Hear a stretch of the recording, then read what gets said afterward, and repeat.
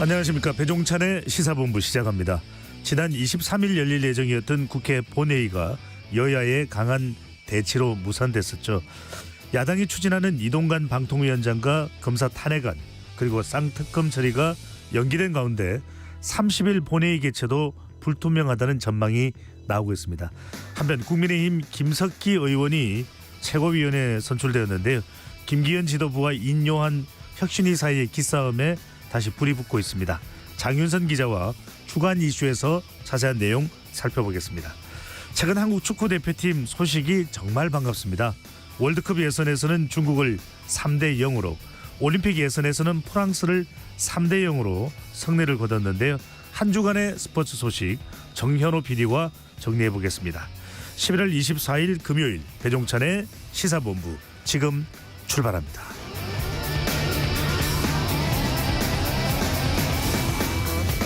일부 마지막에 듣는 노래 디저트송 신청도 기다립니다. 오늘 듣고 싶은 노래 있으시면 문자 샵 9730으로 자유롭게 보내주시고 짧은 문자 50원, 긴 문자는 100원입니다. 선정되신 분께는 간식 쿠폰 보내드리니까요. 많은 참여 부탁드립니다. KBS 1라디오의 모든 프로그램은 유튜브에서도 확인할 수 있습니다. 구독과 좋아요, 댓글도 많이 부탁드립니다.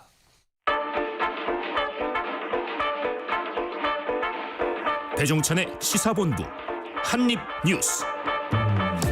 오늘의 핵심 뉴스 한입에 정리하는 한입뉴스 시작합니다. 박정호 오마이뉴스 기자, 미디어인권연구소 뭉클의 이봉우 연구원 두 분과 함께합니다. 어서 오십시오. 안녕하십니까. 다시 날씨가 추워졌어요. 춥습니다. 네, 4만 4온을 기억하고 있는데 예. 4온보다는 더 추운 거니까. 네, 갑자기 기온이 많이 내려가가지고 그렇죠. 예, 옷을 챙겨 잘 입으셔야겠습니다. 네, 주말에는 또 더 추워진다고 하니까요. 우리 청취자분들 또 유튜브로 시청하시는 분들 감기 걸리지 않도록 각별히 더 신경을 써주시면 좋겠습니다. 자, 뉴스가 오늘도 참 많습니다. 먼저 이스라엘로 가봅니다. 이스라엘과 팔레스타인 무장정파 하마스의 나흘간의 일시 휴전이 오늘부터 이제 시작이 되는 거죠. 네, 이게 이제 카타르 외무부가 발표한 내용으로 처음 알려지게 된 건데요. 카타르가 그동안 이스라엘과 하마스 간 인질 협상을 중재해 왔습니다. 그래서 가자지구에서 석방될 모든 민간인 명단에 대한 이 양측의 합의가 이루어졌다. 이렇게 얘기하면서 나흘간의 휴전에 합의했다고 발표를 했는데요. 현지 시간으로 오늘 오전 7시, 우리나라 시간으로 잠시 뒤인 오늘 오후 2시부터 이 휴전이 발효가 되고 또 인질 교환도 시작이 된다는 겁니다. 오늘 이스라엘 여성과 아동 인질 이렇게 13명이 가자지구에서 풀려날 걸로 예상이 되고요. 네. 하마스의 인질 석방 이후에 이스라엘 감옥에 갇혀 있는 팔레스타인 수감자들이 석방될 예정인데 이 협상이 되기를 이스라엘 인질 한 명당 이 팔레스타인 수감자 3명의 비율로 석방이 되는 걸로 알려지고 있어요.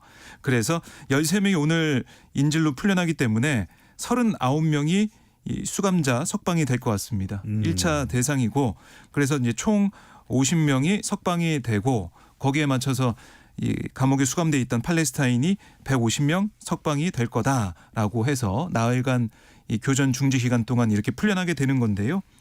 이스라엘은 뭐 이미 지금 사전에 공개를 했습니다. 석방 예정 수감자 상백명 명단을 보니까 16세에서 18세 사이의 미결수가 대부분이고 14살 어린이도 일부 포함이 돼 있더라고요. 또 여성 수감자 33명 이렇게 집계가 돼 있는데 이렇게 300명까지 준비가 돼 있다. 이건 뭐냐면 이스라엘 입장에서도 인질 석방을 다 할 때까지 수감자들도 거기에 맞춰서 석방할 가능성이 있다. 이렇게 보고 있는 거 아니겠습니까? 특히 만약에 이번에 13명이 석방이 되고 10명까지 나흘간의 교전 중지 기간 동안 석방이 되면 석방이 안 된 인질 가족들의 입장에서는 너무나 애가 탈 거예요. 그래서 이스라엘 정부를 향해서 아니 이거 인질 석방 다 할 수 있게 계속해서 이 교전 중지 이어가야 되는 게 아니냐 이렇게 요구할 수 있어요. 그래서 이런 게 또 여론에 어떻게 영향을 미칠지 모르겠습니다. 이거 좀 봐야 될 것 같고요. 또 인질 석방과 교전 중지와 함께 또 인도적 지원도 함께 확대가 됐습니다. 그래서 이게 사실 디젤류 같은 경우는 가자지구에서 하마스에 좀 이용될 수 있다, 악용될 수 있다라고 얘기가 되면서 반입이 안 됐었거든요. 근데 오늘부터 하루 14만 리터씩 가자지구에 전달될 거다 하고 있고요. 휘발유도 트럭 넉 대씩 이렇게 계속 들어간다. 또 식료품 등 원조 물자 실은 트럭도 한 200대 정도 들어간다. 이렇게 얘기하고 있습니다. 그러니까 인도적 지원도 확대가 된다. 이렇게 보시면 되겠습니다. 네. 괜히 일시 휴전이 평화로 또 이어질지는 좀 지켜봐야 될 텐데 미군 휴전 기간에 가자지구 안전지대를 만들자고 이스라엘을 압박했다는 소식도 들어오고 있는데요. 어떨까요? 이번 휴전이 이스라엘과 가자지구의 평화 회복으로 이어질 수 있을까요? 일단 미국의 역할이 아무래도 주목이 되고 있는데 미국이 최근에 이 이스라엘에 대한 압박 수위를 조금 높이고 있는 것만은 사실입니다. 이 이스라엘이 가자지구 북부뿐만이 아니고 이 남부까지 사실 지금 군사작전 준비하고 있는데 이에 대해서도 이미 21일에 이 미국 국무부가 공개적으로 압박을 했어요. 인도주의적 필요를 해결하기 위해서 적절한 조치가 이루어질 때까지는 남부에 추가적인 작전을 해서는 안 된다고 이스라엘에 분명히 얘기를 했다. 이렇게 공개적으로 밝힐 만큼 압박을 했었고 이번에 이루어진 4일간의 일시 휴전에 대해서도 일단 지금 미국 언론 보도를 보면 미국 정부가 이스라엘에 계속해서 이 민간인 피해를 줄이기 위한 추가 조치가 필요하다고 압박을 하고 있다고 합니다. 그 구체적인 방안 중에 하나로 이 안전지대를 조성을 하자. 의료 지원 그리고 연료 반입 확대와 더불어서 그게 좀 연속적으로 장기적으로 이루어질 수 있도록 안전지대를 조성할 필요가 있다고 이스라엘을 직접 압박을 하고 있다 그럽니다. 미국이 이렇게 좀 압박 수위를 높이는 데에는 아무래도 민간인 피해, 특히 어린이 사망자가 너무 많아지면서 지금 국제사회 여론이 사실 이스라엘뿐만 아니고 좀 미국에도 지금 등을 돌리고 있는 것 아니냐 이런 네. 우려가 지금 미국 내부에 있는 상황이고요. 그래서 미국의 이 관리들 그리고 유엔까지 나서서 이 가자 남부 지역에 공격이 가해지지 않는 안전지대를 만들기 위해서 이스라엘과 직접 접촉을 했다는 지금 외신 보도도 나와 있습니다. 하지만 이번 휴전이 연장되는 등 추가적인 평화 조치가 과연 있을 것이냐 이 부분은 사실 전체적으로 조금 회의적인 상황인데요. 물론 협상을 계속 하겠다 그랬고 또 이제 유일한 희망으로 꼽히는 하마스와 이스라엘이 양쪽이 전부 다 인질을 석방하는 이런 방안이 거의 유일한 희망으로 남아있기는 한데 이스라엘 네타냐후 총리 입장이 너무 강경해요. 워낙 강경하더라고요. 그렇습니다. 계속해서 이번 휴전 이후에도 공습을 하겠다는 의지를 지금 사실 꺾지 않고 있고요. 남부 작전에 대해서도 의지를 꺾지 않고 있고 이스라엘 내부 여론, 시민들의 여론은 조금 돌아섰다는 비판이 나오는데 이스라엘 내각과 정치권이 워낙 강경해서 이 네타냐후가 자신을 향한 정치권의 지지를 위해서라도 지금의 이 강경한 입장을 접기가 쉽지가 않다. 이런 분석들이 계속 나오고 있어서 향후 인질 석방 협상에 대해서 주목이 좀 더 높아질 것으로 보입니다. 네, 러시아 우크라이나 전쟁도 계속되고 있는데 이스라엘 하마스 과연 휴전 또는 좀 평화를 가져올 수 있는 모멘텀이 만들어질지 지켜보도록 하겠습니다. 자, 국내 이슈인데 북한 관련 소식입니다. 북한이 21일 3차 군사 정찰 위성 발사를 강행하면서 자, 초미의 관심이 모아지고 있는 것은 러시아가 과연 기술적 도움을 줬는지 여부인데요. 우리 국정원은 러시아 도움이 있는 것으로 일단 판단하고 있네요. 네, 그러니까 지난 21일 이 위성 발사 현장에 김정은 북한 국무위원장이 기술자 100여 명과 함께 찍은 사진이 있는데 그때 좀 보면은 서양 사람으로 보이는 사람도 있었어요. 그래서 러시아 지원 인력이 아니냐 이런 추측도 일각에서 나오기도 했었는데 국정원이 어제 국회에 나와서 정보위원회 비공개 회의에서 관련된 브리핑을 했습니다. 그러니까 북한의 정찰위성 3차 발사가 성공적이고 또 궤도에 진입한 걸로 파악하고 있다. 북한 발사체 성공에 러시아의 도움이 있었을 것으로 판단하고 있다. 이렇게 보고를 했다는 겁니다. 그러니까 사실 북러 이 정상회담 당시 푸틴 대통령이 북한의 발사체 지원하겠다. 발사체 자체를 지원하겠다는 의지를 좀 공개적으로 보였고 회담 이후에 북한이 설계도나 1, 2차 발사체와 관련한 데이터를 러시아에 제공을 했고 러시아가 그 분석 결과를 북한에 제공한 정황이 확인됐다는 게 국정원의 설명이에요. 네. 하지만 러시아 도움을 받은 정황 이외에 좀 구체적으로 확인된 게 있냐, 물증으로 잡힌 게 있냐 이런 의원들의 질의에 국정원에서는 구체적으로 확인된 것은 없다 이렇게 얘기를 하더라고요. 결국 이미 공개적으로 드러난 북러 회담 당시에 협력 의지 표명 아니면 우리가 추정했던 그런 것들을 좀 모아서 러시아가 기술을 전수했다라고 단언한 게 아니냐 이런 얘기도 야권에서는 지적으로 나오고 있어요. 어쨌든 국정원 우리 정부 판단은 러시아가 북한과 밀착하고 있기 때문에 이런 고도의 기술이 필요한 위성 발사 이런 것에 대해서 지난 5월하고 8월 북한이 실패했기 때문에 실패한 그런 상황에 대한 러시아의 조언이 있었을 것이다. 네. 합리적 의심을 또 하고 있는 그런 상황이에요. 들은 발사체의 추력이 상당히 좋아졌다. 이런 또 분석을 하긴 하더라고요. 그렇습니다. 그리고 이제 북한이 21일 군사 정찰 위성을 발사한 다음 날 22일 러시아 군용기가 평양에 도착했다 이런 언론 보도도 있었습니다. 이것도 탑승자나 방문 목적이 알려지지 않아서 뭐 그래서 추정이지만 러시아 군용기가 하필 정찰위성 발사 직후에 평양에 가면서 위성 운영 관련 방문 아니냐 네. 이런 가능성까지 제기가 되고 있습니다. 뭐 러시아 정부는 한사코 부인을 하고 있습니다만 네. 정황상 그렇다는 것일 텐데 북한이 추가 핵실험에도 나설 수 있다는 예상도 계속 나오고 있는데 국정원은 일단 올해에는 가능성이 좀 낮은 편이다 이렇게 보고 있네요. 그렇습니다. 어제 이 국회 정보위 비공개 회의에서 북한의 추가적인 도발 여기에 이제 핵실험 가능성도 포함이 돼서 어떻게 또 좀 가능성이 있다고 보느냐라는 질문도 나온 것인데 이에 대해서 국정원은 임박한 시일 내 북한의 7차 핵실험 징후는 일단 포착이 되지 않고 있다. 풍계리에서도 발사 징후는 현재까지는 포착되지 않는다라고 일단 연내 특히 올해 안으로는 이루어지지 않을 것이라고 보고 있다고 얘기를 했어요. 네. 하지만 국정원이 좀 덧붙인 말 중에 주목할 부분이 북한의 핵실험 같은 경우에는 북한의 최고 지도자 결심에 의한 사안이기 때문에 쉽게 말해서 김정은 위원장이 결심하고 지시하면 곧바로 할 수 있는 수준은 된다. 그래서 언제라도 할 수 있기 때문에 일단 마음은 놓을 수 없는 상황이다. 이렇게 국정원은 봤고요. 어쨌든 연내에는 가능성이 낮다라는 게 우리 국정원의 판단입니다. 지금 외신에서도 이번에 정찰 위성이 성공적으로 궤도에 진입하다 보니까 북한의 추가적인 군사 행동에 관심이 많은데 특히 이 미국의 싱크탱크인 전략국제문제연구소 산하의 북한 전문 매체 같은 경우에는 네. 이 잠수함 발사 탄도미사일도 추가적으로 발사를 할 수가 있다. 이런 또 주장을 내놓고 있어요. SLBM을 말하는 거죠? 그렇습니다. 이 최근에 이 마양도 일대 여기에 이제 잠수함 기지가 있는 것으로 추정이 되고 있는데 북한에 네. 여기에 위성 사진을 최근에 모아 보면은 여기 뭐 로미오급 잠수함 7척, 상어급 잠수함 2척 그리고 김정은 위원장의 개인 요트도 와 있어가지고 뭔가 준비하고 있는 것처럼 보인다. 다만 SLBM을 발사하기 위한 직접적인 조치는 아직 확인이 되지 않고 있지만 여기서도 마찬가지인 게 김정은 위원장이 결심만 하면 언제든지 이런 도발, 특히 이런 첨단 기술들 아니겠습니까? 그런 것들이 가능하기 때문에 지금 정찰위성 발사 직후에 국제적으로 뭔가 긴장감이 지금 높아진 상황, 특히 북한과의 갈등 기조가 높아지고 있는 것만큼은 사실인 것으로 보입니다. 네. 이번에는 일본 관련입니다. 위안부 관련인데요. 일본군 위안부 피해자들이 일본 정부 상대로 낸 손해배상 청구 소송 항소심에서 승소를 냈네요. 네, 어제 서울고등법원 2심 재판부가 원고패소 판결한 1심을 뒤집었습니다. 그래서 일본 정부가 청구 금액 전액을 배상해야 된다라고 판결했어요.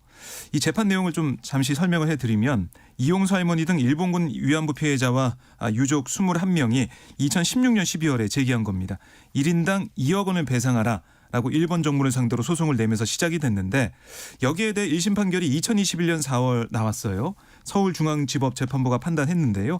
어떻게 얘기를 했냐면 주권 국가인 일본에 다른 나라의 재판권이 면제된다는 이른바 이제 국가 면제, 주권 면제 원칙 이게 적용됐다.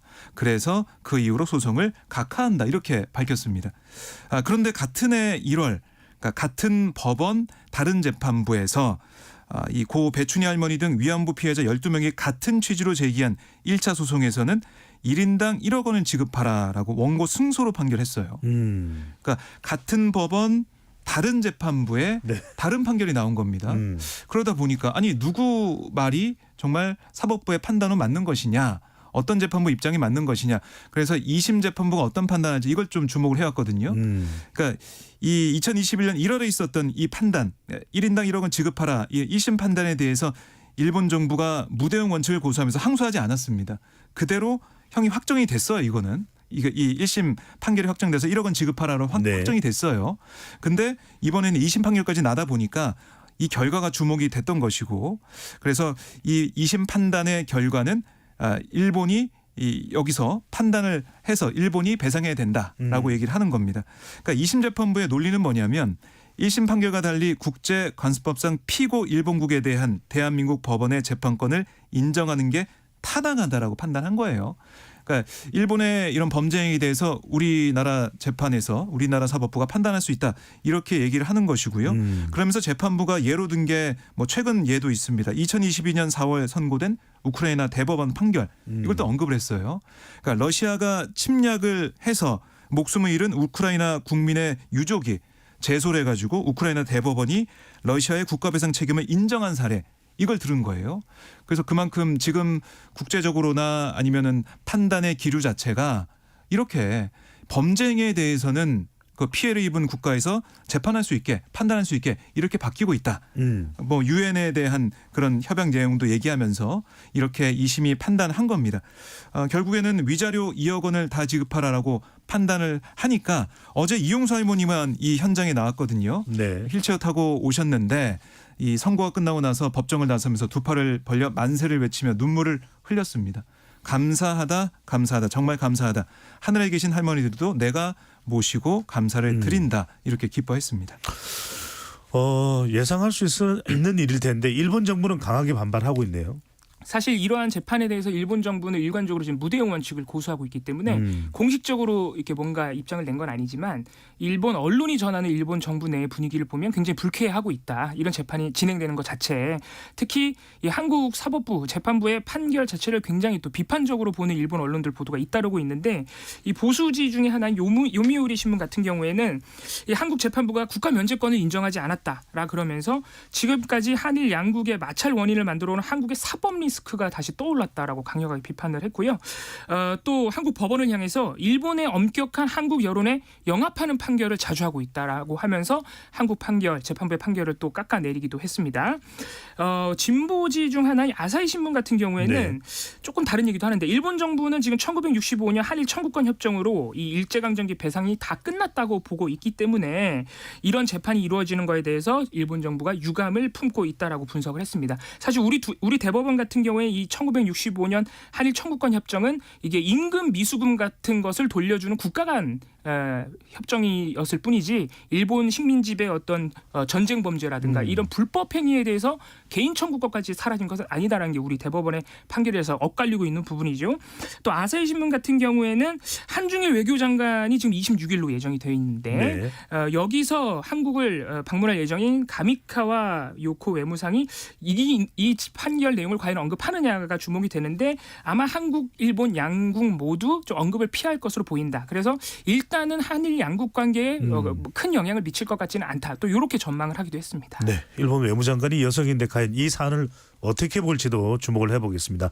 교통정보 듣고 한입뉴스 이어가겠습니다. 공인의 리포터. 네, 이 시각 교통정보입니다. 갑자기 추워진 날씨에 몸이 움츠러드는 계절입니다. 아침부터 고장난 차 소식이 많았으니까요. 온도에 민감한 배터리 등 미리 겨울철 차량 관리를 부탁드립니다. 먼저 경부고속도로 부산 방향 한남에서 서초, 신갈에서 수원 사이 더디다가 기흥 동탄 부근으로 양방향 정체가 심한데요. 서울 쪽은 기흥 동탄 5차로의 작업 때문이고요. 부산 쪽도 기흥 동탄부터 5차로에서 작업 중인 오산 쪽으로 8km 구간 내내 어렵습니다. 더 내려가 70 물류 부근 1, 2차로에선 승용차 사고가 조금 전 발생했습니다. 차로가 많지 않아서 무척 혼잡하고요. 영동고속도로 강릉 쪽 서안산 진입로 5차로에서도 화물차 사고 정리하고 있습니다. 또 동군포에서 부곡 사이 더디다가 군포 1차로에서도 사고가 나 혼잡하고요. 이후 용인에서 양지 터널 쪽 이동 더딥니다. 한편 대구 부산고속도로 부산 방향 고정 3터널 입구 1차로에서 이중 추돌 사고 정리하고 있습니다. 2차 사고 나지 않도록 차로 잘 살펴서 진입하시기 바랍니다. KBS 교통정보센터였습니다.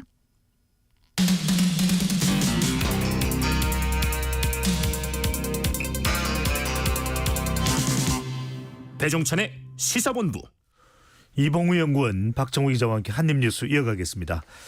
자, 정치권 소식을 짚어볼까요? 국민의힘 혁신위가 일부 위원들이 사퇴 의사를 밝힌 것으로 알려지고 있네요.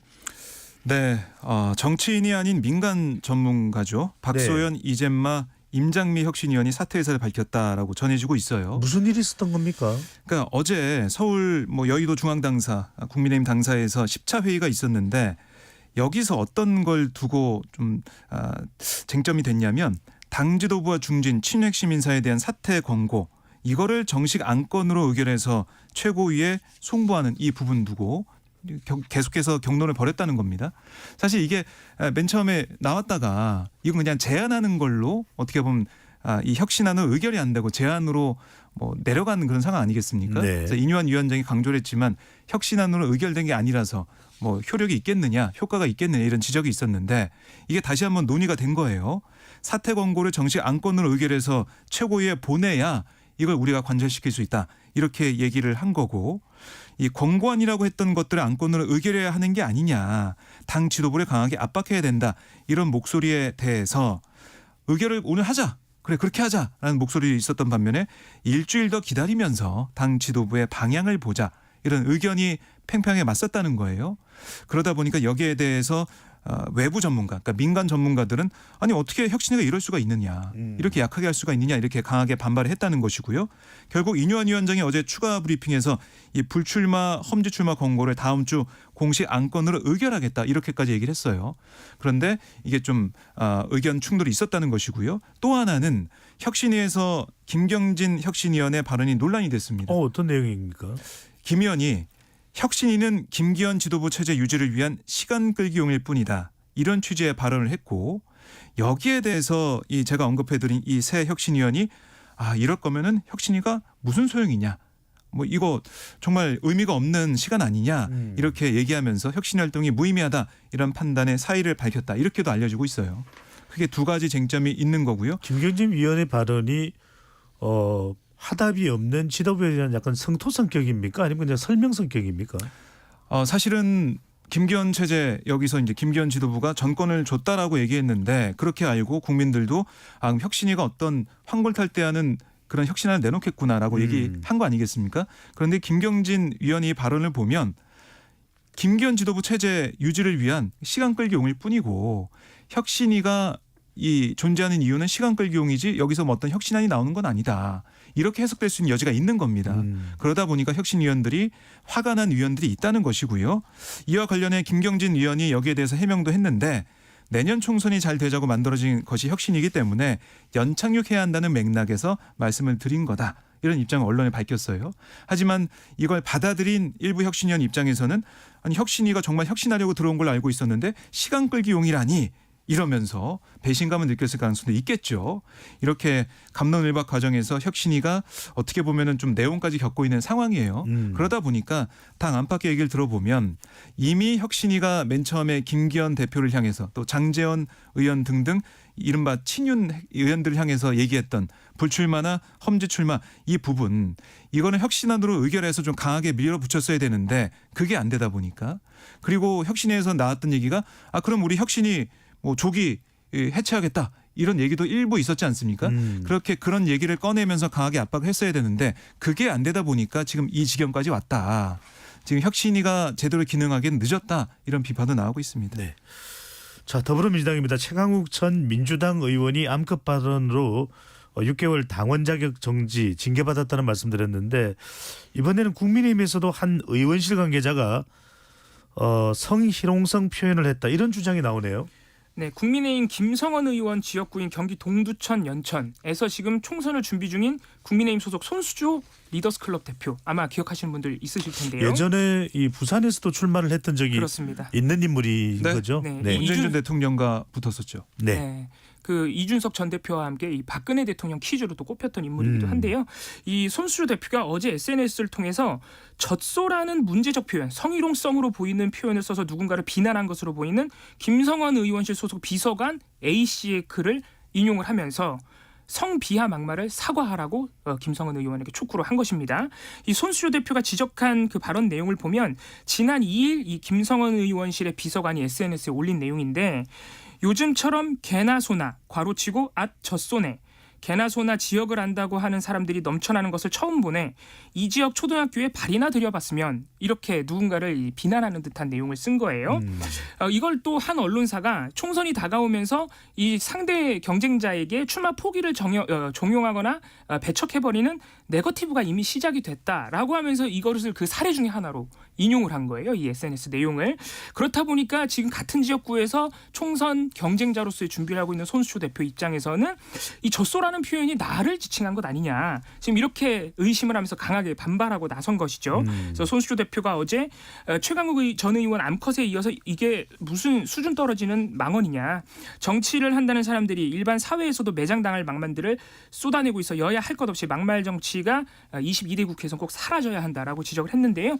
이에 대해서 대해서 김성원 의원실은 그걸 어디에도 손수조라는 이름이 나오지 않는다. 손수조라거나 여성 정치인이라거나 누구 한 명 특정해서 쓴 게 없다라고 반박을 하면서 그때 당시에 비서관 A씨가 개나 소나라고 SNS에 썼더니 자동으로 옆에 젖소 이모티콘이 뜨는 바람에 그게 귀여워서 젖소라고 한 번 더 쓴 것이지 누구를 지칭한 게 아니다라고 해명을 했습니다. 네.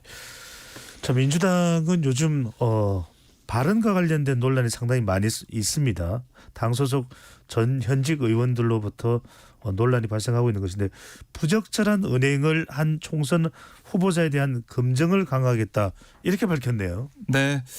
어제 이재명 대표도 의총 모두 발언에서 이 당 의원들을 향해 또 정치인들을 향해서 좀 발언할 때 좀 조심해야 된다. 또 태도가 중요하다 이런 걸 계속 강조를 했었는데요.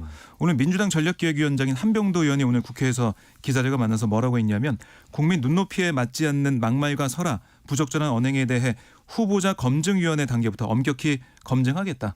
또 공천심사에도 반영하겠다라고 강조를 했습니다.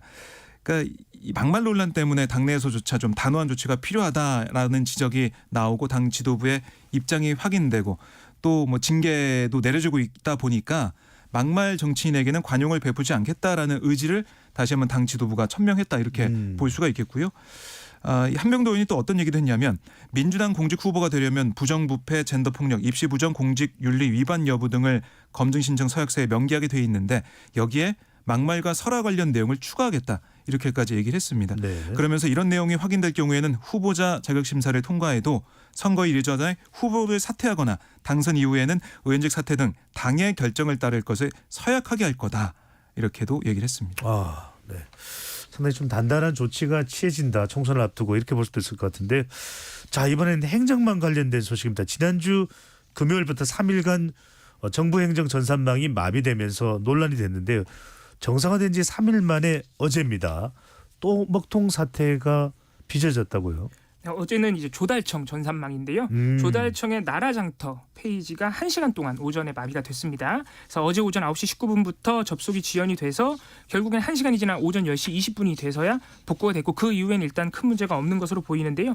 이 나라장터는 이 정부의 각종 조달 업무를 처리하는 국가종합 전자조달 시스템인데 페이지 구축은 조달청이 했는데 서버 관리는 행정안전부가 하고 있습니다. 행정안전부 산하의 국가정보자원관리원이 하고 있기 때문에 다시 한번 지난주 금요일에 있었던 이 행안부의 행정정산망 마비 사태, 관리 부실이 또 한 번 지적이 되고 있는 상황이고요.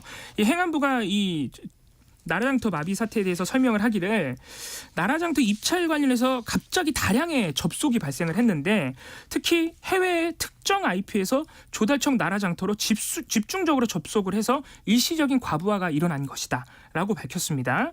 여기에서 해외 특정 IP라고 또 언급을 하니까 이게 뭔가 이렇게 외부의 의도적인 공격? 사이버 해킹이나 해킹이나 디도스 아니냐 이런 질문이 바로 나올 수밖에 없는데 일단 이 행안부 산하의 국가정보자원관리원은 디도스나 해킹은 아니라고 일단 설명을 했습니다.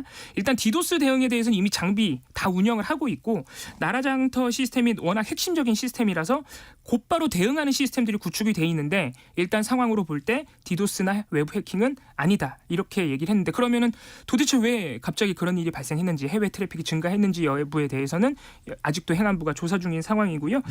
문제는 17일에 일어났던 그 세월 네트워크 장비 오류 이 부분에 대해서도 아직도 지금 조사 중인 상황입니다. 왜 네트워크 장비가 교체를 했는데도 같은 먹통이 발생했는지 이런 부분에 대해서 여전히 원인 규명이 안 되고 있어서 행안부가 과연 이번 사태를 어떻게 해결을 할지 좀 우려가 커지고 있습니다. 네, 여야 모두 강하게 또 이 전산망 오류 발생하는 부분에 대해서는 질타를 하고 나섰네요. 어제 국회 행정안전위원회에서 당연히 이 부분이 도마 위에 올랐고요. 여야 의원 할 것 없이 모두 비판을 했는데 특히 어제 나온 비판 중에 좀 주목할 만한 게 이 정부 특히 전자정부 시스템이 구축된 지가 이제 20년이 넘어가고 있는데 20년 동안 정부가 너무 무관심했다는 지적이 있었어요. 사실 20년이 지났으면 시스템을 좀 새롭게 업데이트도 하고 데이터 복구 같은 것도 이제 서버 방식이에요. 그래서 서버 방식으로 하면 실시간으로 이 데이터 복구가 이루어지기 때문에 문제가 발생해도 자동 복구가 된다 그래요. 그런데 그런 시스템을 갖추는 게 5%밖에 안 된다고 합니다. 정부 전산망 중에.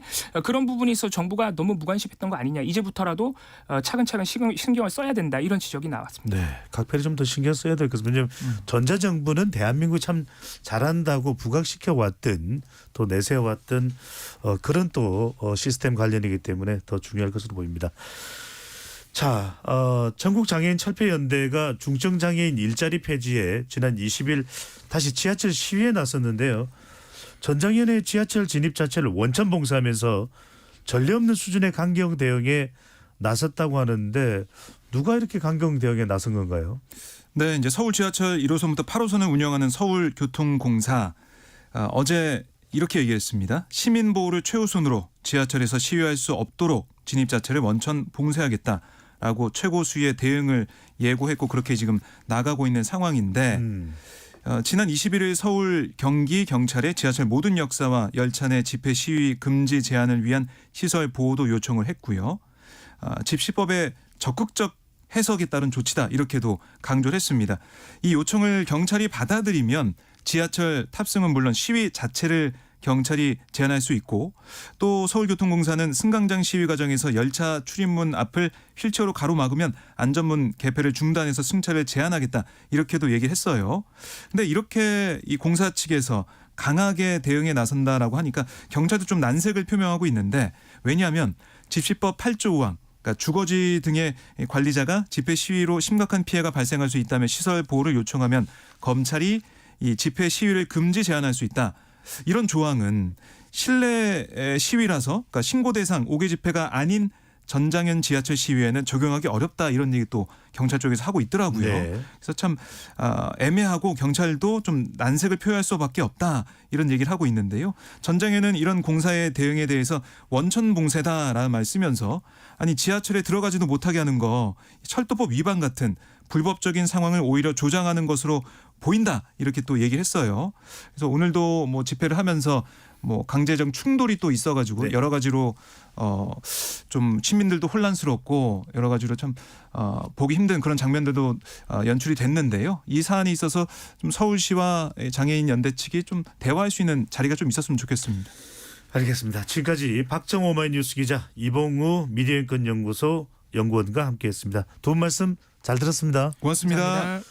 5027님 오늘의 디저트송입니다. 지금은 안 계시지만 그 옛날 겨울 시골 할머니 집 따뜻한 아랫목에 배 깔고 누워 만화책 보면서 귤 까먹던 생각이 납니다. 얼마나 많이 먹었던지 손이 노랗게 변해서 엄청 걱정했던 기억도 나고요.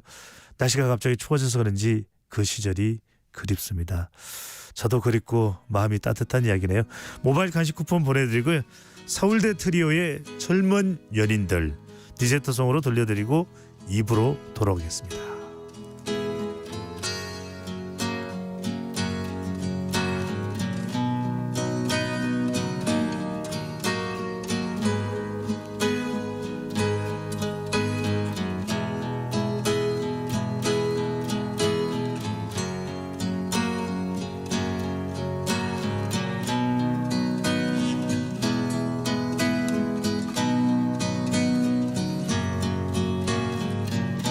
다정한 연인이 손에 손을 잡고 걸어가는 길 저기 멀리서 우리의 낙원이 손짓하며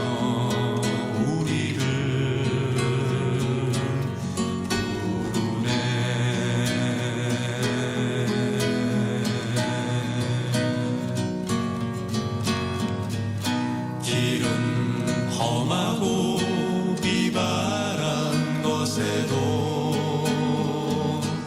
서로를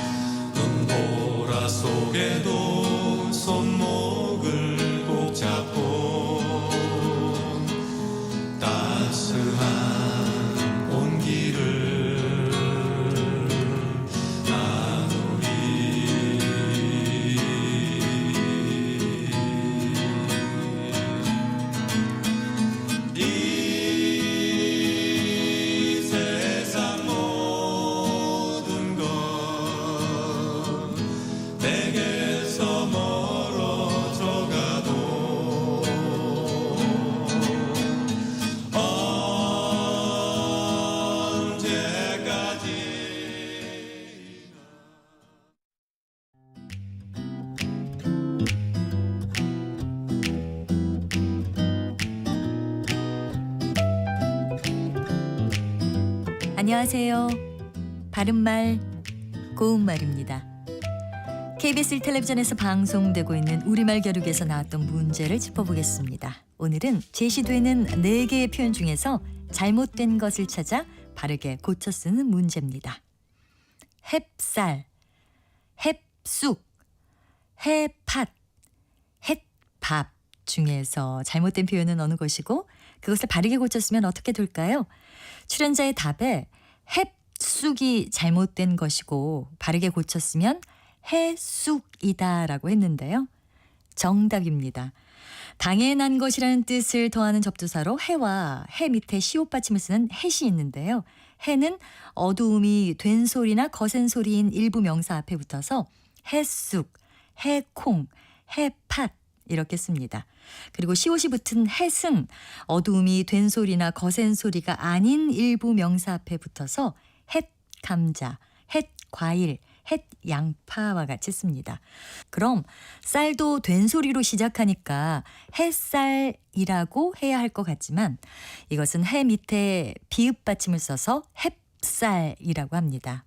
그 이유는 쌀은 중세국어에서 단어 첫머리에 비읍 시옷의 형태를 가지고 있었는데요. 단어 첫머리에 있는 비읍은 독립된 형태로 쓰일 때는 안 나타나지만 다른 단어나 접두사와 결합할 때는 두 형태소 사이에서 비읍음이 발음됐습니다. 그래서 접두사 햇과 쌀이 결합하면 원래 가지고 있던 비읍음의 영향을 받아서 햅쌀이 되는 것이지요. 바른말 고운말 아나운서 변희영이었습니다. 상대 얘기 중에서도 맞는 얘기가 있잖아요. 그러면 예, 거기까지 동감이 이루어졌으니까 그럼 또 요 다음 가시죠. 무슨 정반합 이렇게 가야 되거든요. 이기고 지는 걸 떠나서 좋은 결론을 도출해내셨으면 좋겠어요. 선 넘지 않는 그런 토론. 별로 의미는 없을 것 같아도 그래도 그런 자리가 자꾸 있어야 뭐가 변화가 있을 것 같아요. 그렇게 하다가 보면 뭐라도 뭐 하나 얻어 걸리는 게 있겠죠. 시민 농객 여러분을 기다립니다. 평일 저녁 7시 20분 KBS 열린 토론.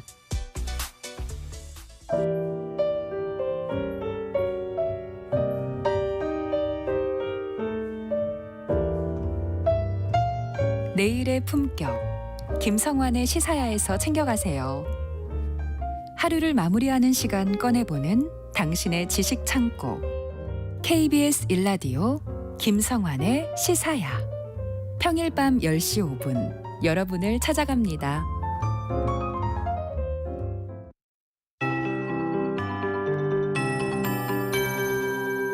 KBS 58분 날씨.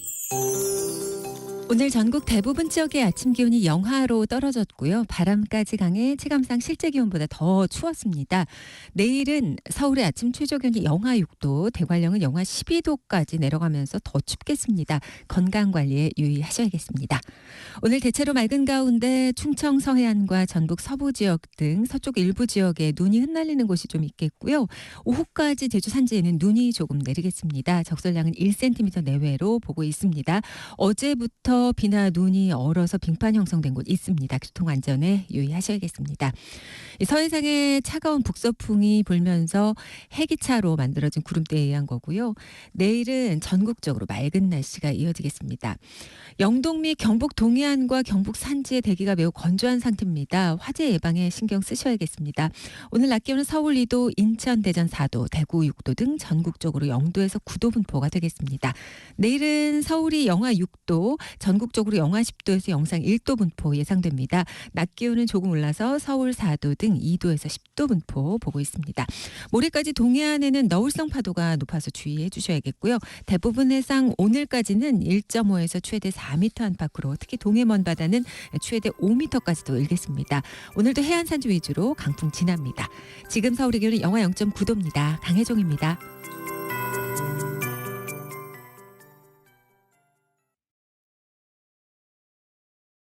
정성을 다하는 국민의 방송 KBS가 한시를 알려드립니다. AM 711kHz, FM 97.3MHz, KBS 일라디오입니다. HLKA.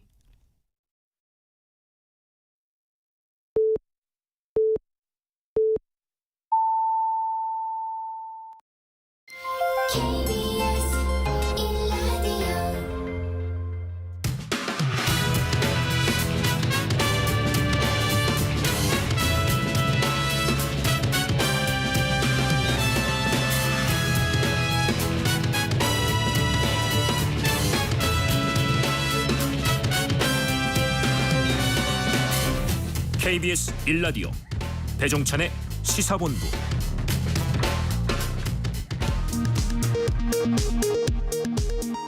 이 시각 라디오 정보센터 뉴스입니다. 국민의힘 윤재욱 원내대표는 더불어민주당의 탄핵과 포퓰리즘 조합은 국가를 큰 위험에 빠뜨리는 망국적 행태라고 비판했습니다. 더불어민주당 이재명 대표는 북한의 본때를 보이겠다고 평화의 안전핀을 뽑는 교각사루의 우를 범해서는 안 된다며 정부의 대북 정책을 비판했습니다. 과외 앱에서 알게 된 또래 20대 여성을 살해하고 시신을 훼손해 유기한 혐의를 받는 정유정에게 1심에서 무기징역이 선고됐습니다. 전국장애인 차별철폐연대가 기자회견을 열고 서울교통공사의 지하철 탑승 시위 원천 봉쇄 방침은 불법적 조치라며 반발했습니다. 박경석 전장현 대표는 경찰과 대치하다 현행범으로 체포됐습니다. 지금까지 라디오 정보센터 조진주였습니다.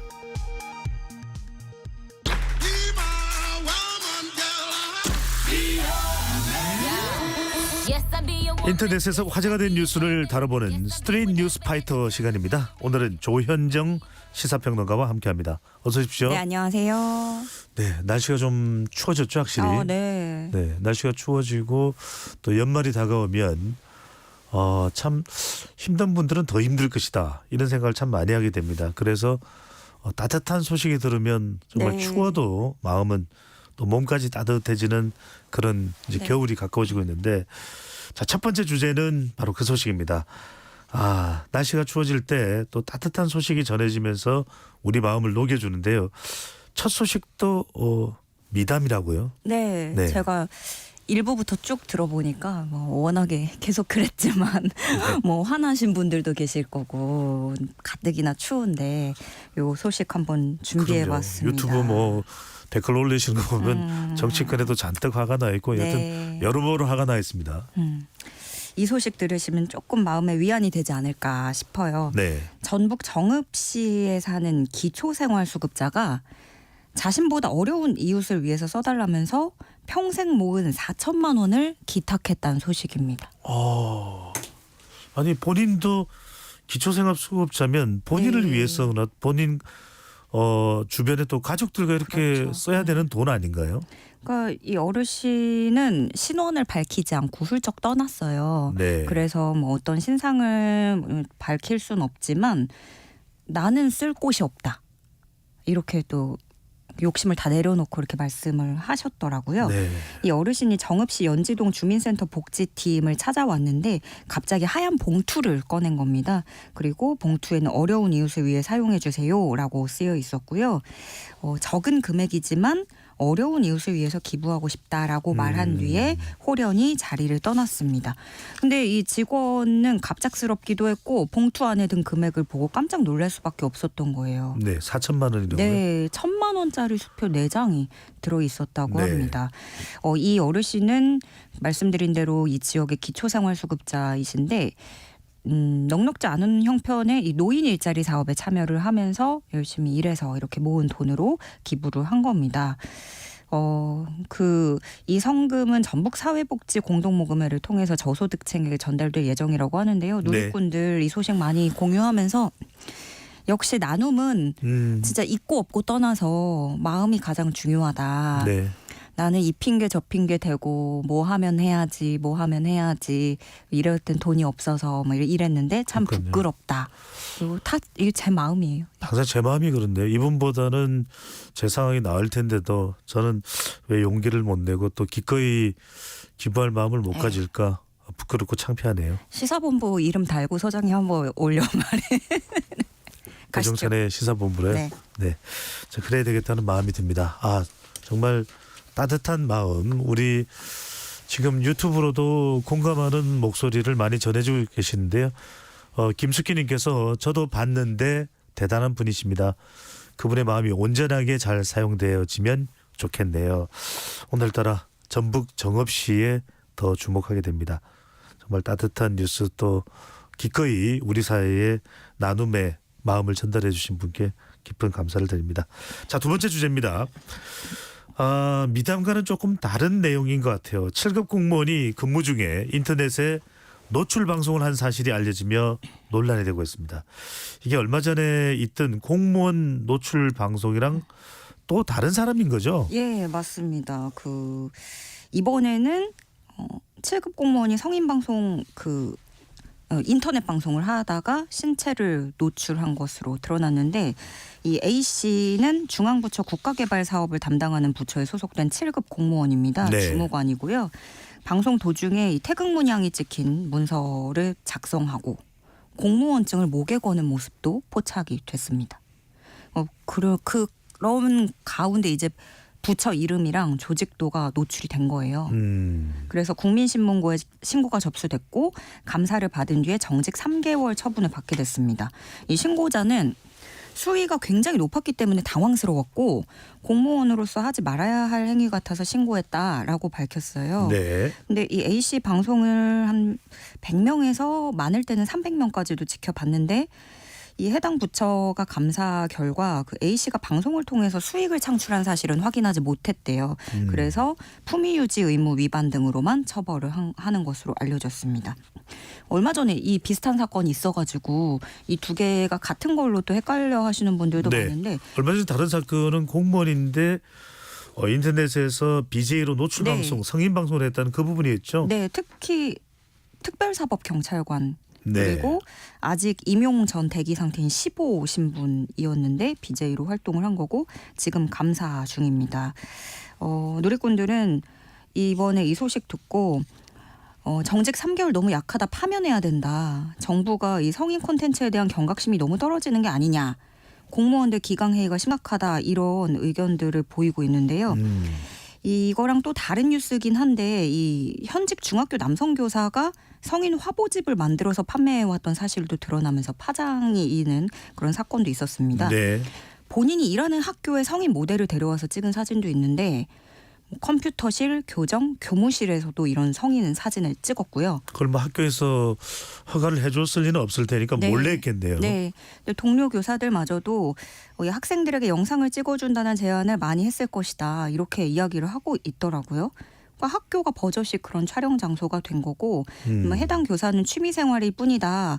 라고는 하는데 제가 보기엔 이게 용인할 수 있는 범위인지 교사라는 신분에 또 학교 장소에서 이런 콘텐츠를 생산하고 유포를 했다라는 부분이 너무 충격적인데 요 뉴스들을 제가 좀 묶어본 이유가 이게 공무원 기강회의에 대한 지적도 나오지만 꼭 공무원뿐만이 아니라 직업을 드러내면서 하는 성인 콘텐츠들이 있잖아요.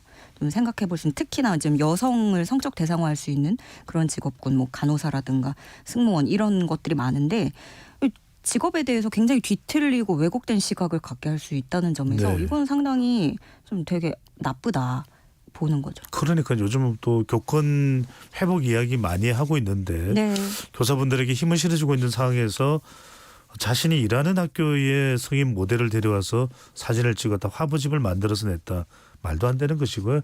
있어서는 절대로 안 될 일입니다. 자, 세 번째 주제로 넘어갑니다. 부산에서 조경수가 몸통만 남은 채 댕강 잘려진 모습이 상당히 사람들의 의아함과 또 궁금증을 자아냈다고 하는데요. 상가 건물 주인들이 간판을 가린다며 임의로 베어낸 거라고요? 예, 이 부산 해운대구의 한 인도인데요. 그 몸통만 남은 조경수들이 정말 휑하게 초라하게 줄지어 있습니다. 그 인근 상가 건물 주인들이 간판을 가린다는 이유로 상가 앞에 느티나무 6그루를 그냥 정말 가차없이 잘라버린 건데 이거 범죄일 거예요. 불법일 거예요. 이게요. 또 이게 법적으로 애매한 게 가로수하고는 또 달라요. 그래서 조경수는 상가의 사유재산이라고 합니다. 다만 여기서 이제 해운대구가 보는 건 건축법에 따른 준공허가를 받을 때 건물 조경 기준을 지키지 않은 부분 여기에 좀 초점을 두고 원상 회복의 대상은 된다고 이제 판단을 해서 원상 회복 명령을 내립니다. 즉 이게 지금 나무 훼손 정도가 굉장히 심하거든요. 나무 크기 절반 이상을 뚝 잘라버렸고 이게 26년이나 된 나무들인데 네. 정말 지금 뭐 벌거벗은 모습 이렇게 뭐 표현할 수밖에 없을 것 같아요. 그래서 해운대구는 이제 건물주들에게 건물 사용 승인 시의 기준을 충족하도록 수목을 다시 심을 것을 요구했습니다. 네.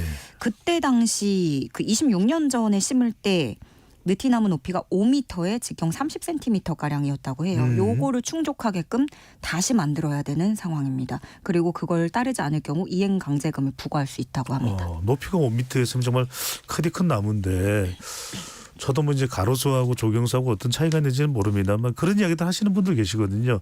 서울에서도 가로수에 가려서 간판이 보이지 않는다. 그래도 그걸 함부로 할 수 없는 것이 또 도시 내의 자연이고 또 경관이 아닌가라는 생각을 하게 됩니다. 자, 네 번째 주제로 넘어갑니다. 정부가 초중고교생 등 청소년 대상으로 진행하는 국내 최대 규모의 코딩 대회를 열었는데 동상 수상자들은 시상식에서 제외돼서 논란이 일고 있다면서 요즘 코딩 네. 뭐 통계나 이런 이야기들 때문에 많은 사람들이 배우기 시작한다. 특히 이제 어린 학생들이요. 근데 동상 수상자들만 제외됐다. 궁금하네요.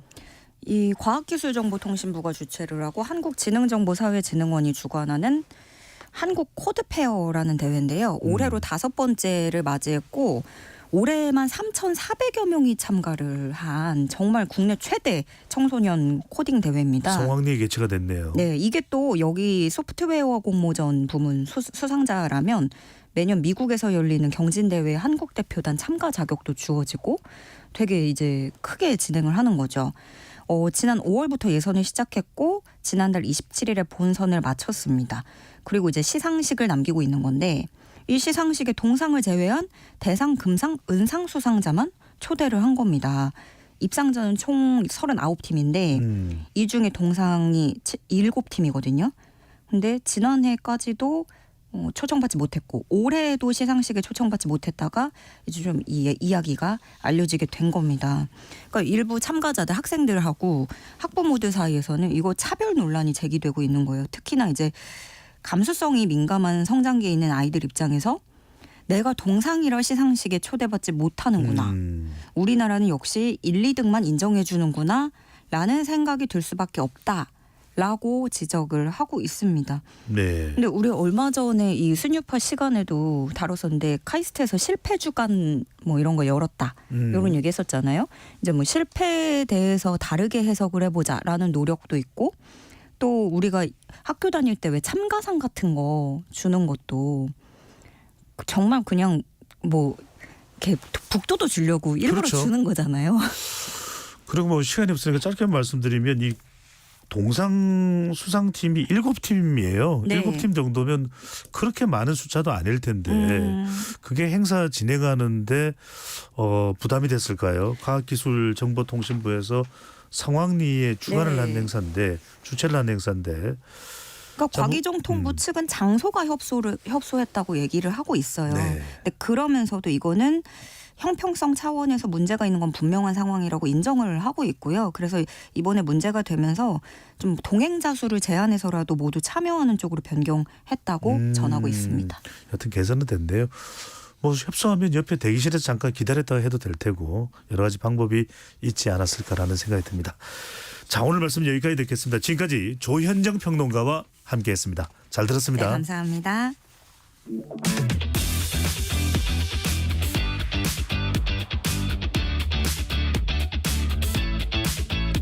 배종찬의 시사본부는 여러분과 함께합니다.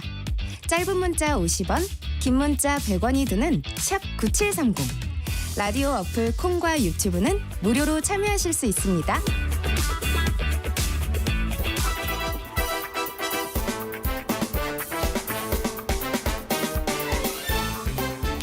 이번 한 주 어떤 소식이 가장 뜨거운 뉴스인지 한 주간의 뉴스들을 종합 정리하고 미처 못다한 이야기까지 챙겨드립니다. 장윤선의 주간 이슈. 편의점을 운영하고 계신 분이죠. 장윤선 정치 전문 기자와 함께합니다. 어서 오십시오. 네, 반갑습니다. 네. 네. 날씨가 추워질수록 많이 추워졌어요.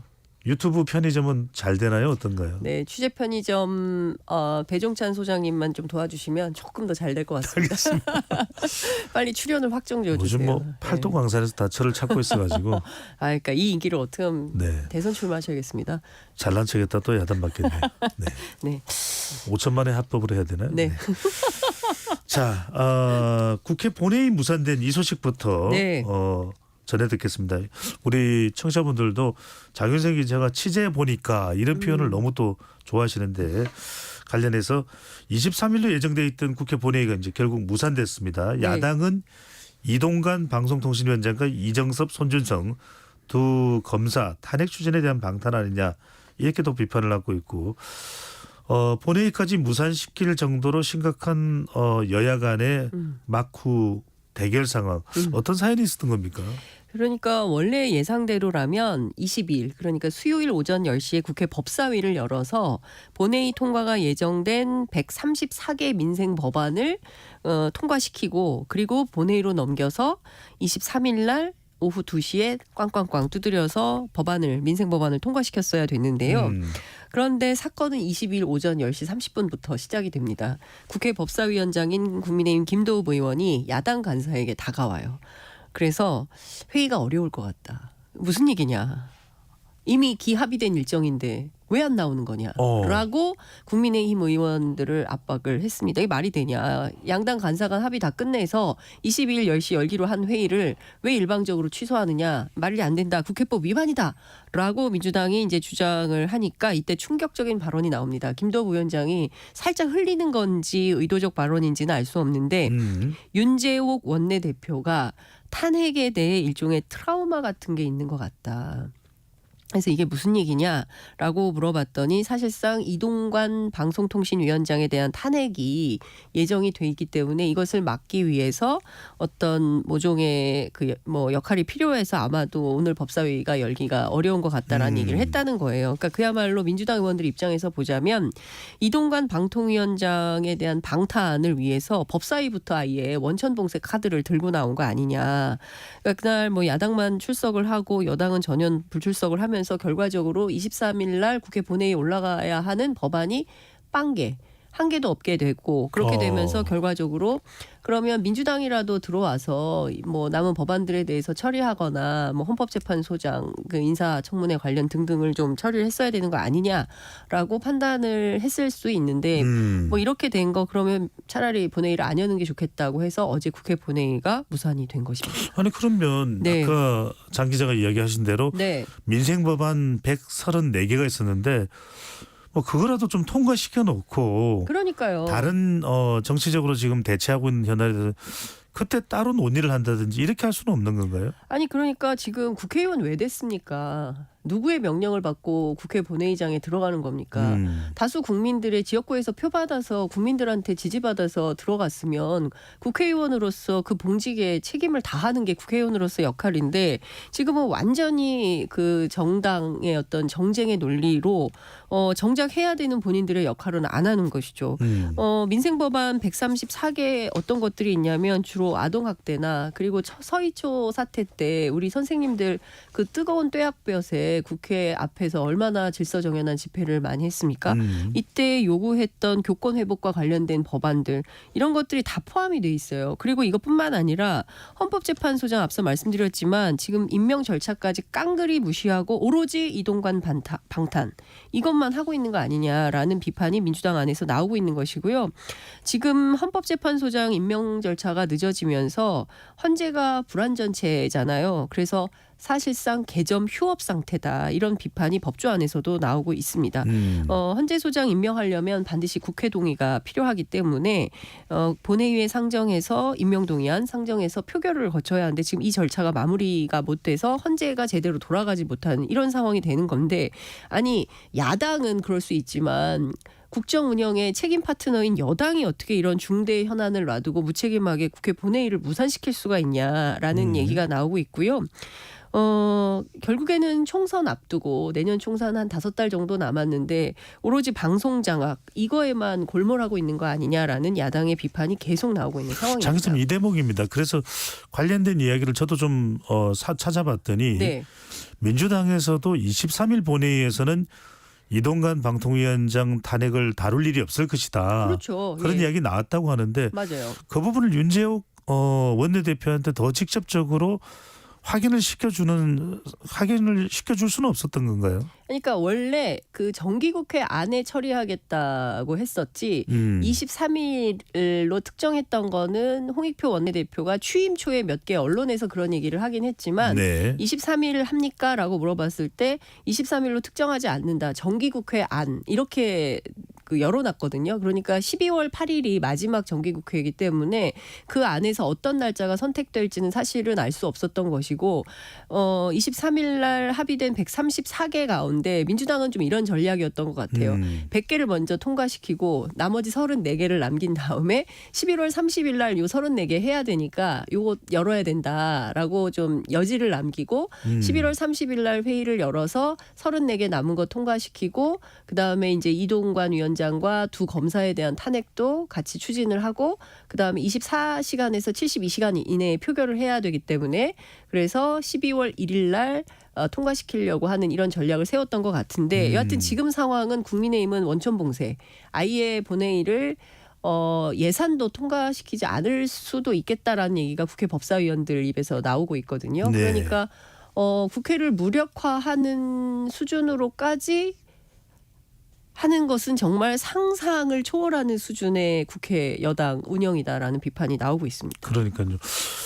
국회의장과 자리를 같이 해서 일단 민생 법안은 먼저 통과시키고 뭐 다른 안들은 그 이후에 어떻게 미루든지. 서로 논의하든 어떻게 해야 된다는 것 쪽으로 가야 되지 않을까라는 생각이 드는데 네. 그러다 보니까 오는 30일 또 이미 이제 민주당에서는 방송위원장 탄핵과 검사 탄핵 추진한다고 했기 때문에 이조차도 본회의가 열리기 좀 힘들어지는 것 아니냐 이런 전망이 나오고 있는데 어떨까요?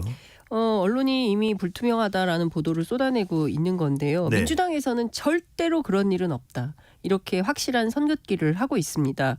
그렇지만 지금 두 개의 쟁점이 있어요. 하나는 YTN 그리고 또 하나는 연합뉴스 TV의 민영화와 관련된 작업 속도.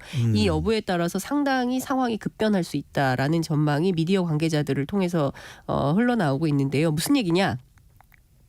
지금 이동관 위원장이 국회에서 혹여라도 탄핵당하게 되기 직전까지 끝내야 될 미션이 있다. 그게 뭐냐면 앞서 말씀드린 두 개의 방송사에 대한 민영화 작업을 매듭 짓는 것이다라는 건데요.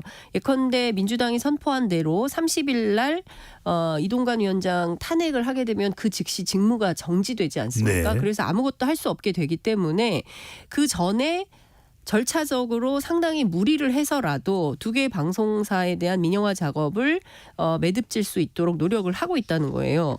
그러니까 뭐냐면 약간 치고 빠지기 전술 같은 느낌도 들긴 하는데 예컨대 그 작업이 30일 이전에 마무리가 된다면 이동관 위원장이 자진 사퇴할 가능성도 있다라는 얘기를 언론 관계자들이 하고 있습니다. 이동관 위원장이요? 네, 그런 얘기를 왜냐하면 지금 두 개의 미션이 중요한 것이고 이동관 위원장이 중요한 게 아니라 이 일을 하는 게 중요하기 때문에 이 작업이 마무리되면 뭐 탄핵되기 전에 사퇴해서 뭐 출마를 하든지 뭐 이런 길을 열고 그리고 다음 사람이 와서 또 다른 작업을 하면 된다라는 생각을 하고 있는 거 아니냐라는 게 언론노조 관계자들의 설명인데요. 어쨌든 내용을 종합을 해보면 당장 어제 국회 본회의 무산이 됐죠. 그리고 나서 시간을 벌어서 오늘 방통위 안에서 어떤 내용들이 추진되고 있냐면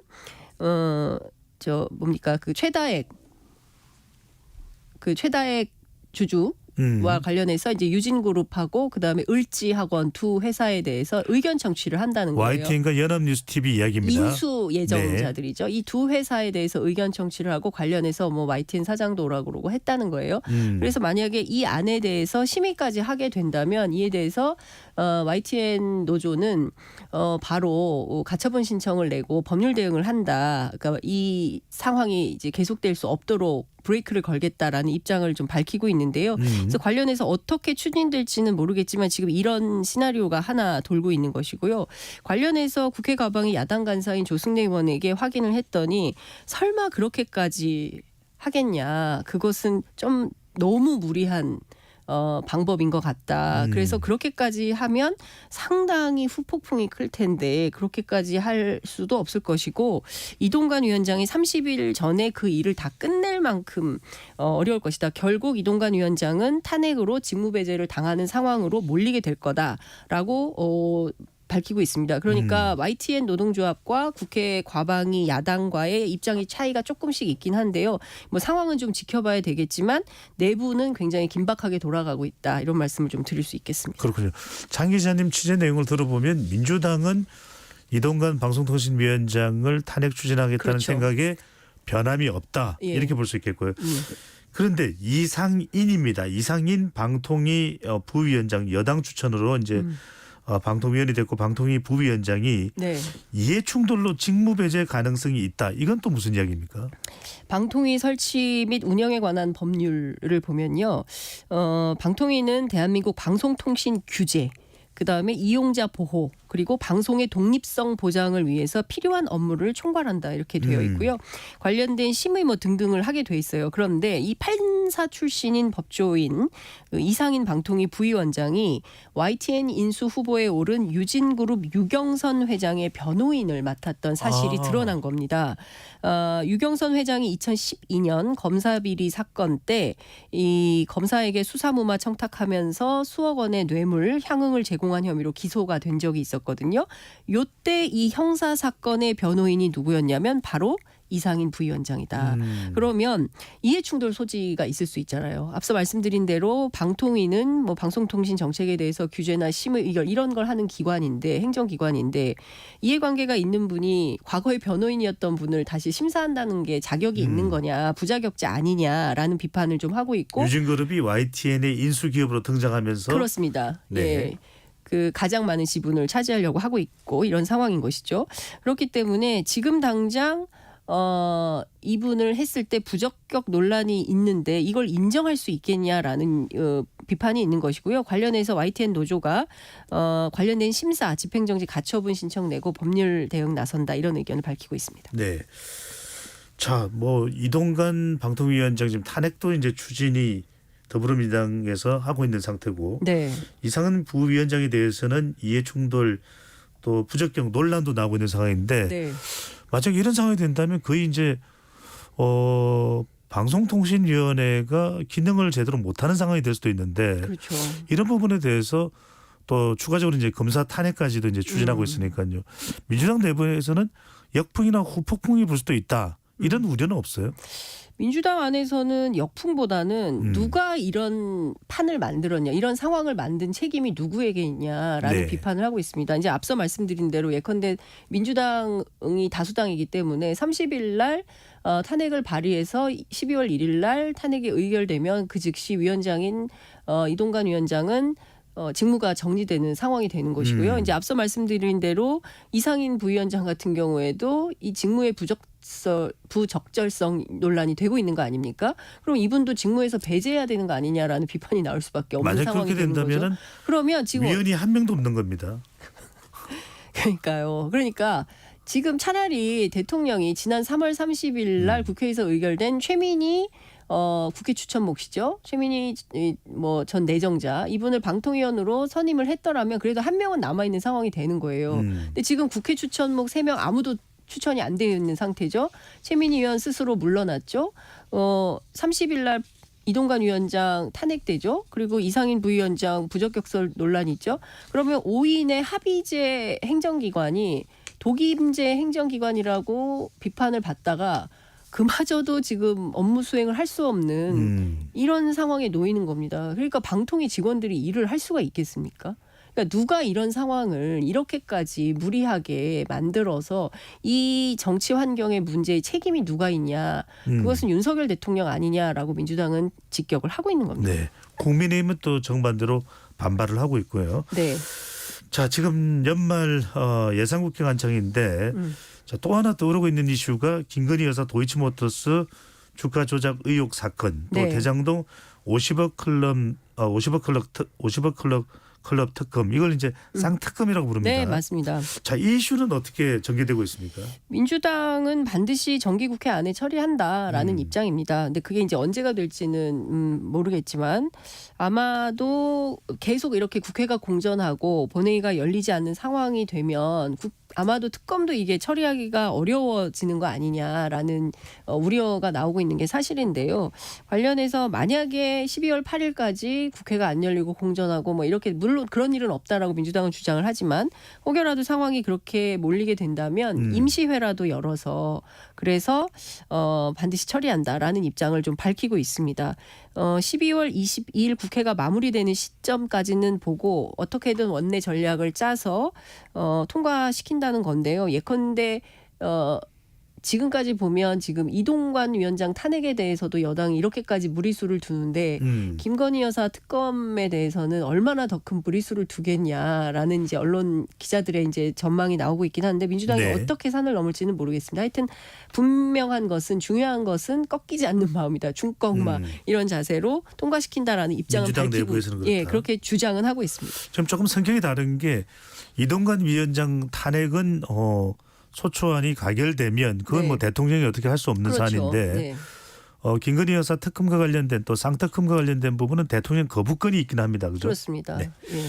자, 민주당으로 가보겠습니다. 최강욱 전 민주당 의원이 민영배 의원의 출판 기념회 토크 콘서트에서 암컷 발언을 해서 상당한 큰 논란과 파장이 벌어지고 있는데 계속 사과를 또 하고 있습니다. 민주당 네. 내에서는 또 수습도 하고 있는데 불구하고 계속 논란이 되는 이유는 뭔가요?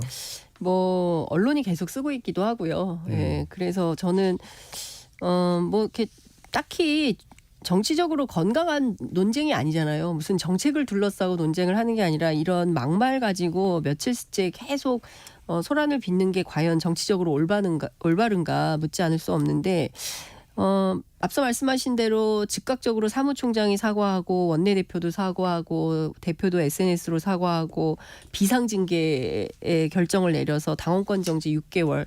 민주당에서는 굉장히 큰 징계다. 출당조차 하기 전에 마지막 단계다라고 하고 또 전국 여성위원회 차원에서 성명도 내고 뭐 이렇게 하고 있지만 이제 남영희 민주연구원 부원장 등이 일반 여성에 대한 통칭이 아니라 김건희 여사를 대상으로 한 건데 이런 정도의 비판할 수 있는 거 아니냐라는 주장을 하면서 네. 오히려 지지자와 당원들로부터 역공당하는 상황이 된 거예요. 어제 저녁에. 그러니까 쭉 보면 뭐 너무 많지만 한 가지만 소개해드리면 굳이 상식 이하의 단어를 몇 번씩이나 반복한 것은 분명한 잘못인데 그리고 게다가 본인은 사과도 없이 고자세이니 이거 결국 보수 언론만 신난 거 아니냐라는 비판들이 나오는 것이거든요. 이제 이게 일파만파 상황이 확산되니까 오늘 오전 남영희 부위원장이 자신의 발언에 대해서 사과하고 민주연구원 부원장직에서 사퇴를 했습니다. 예. 그리고 홍익표 원내대표도 라디오 인터뷰를 통해서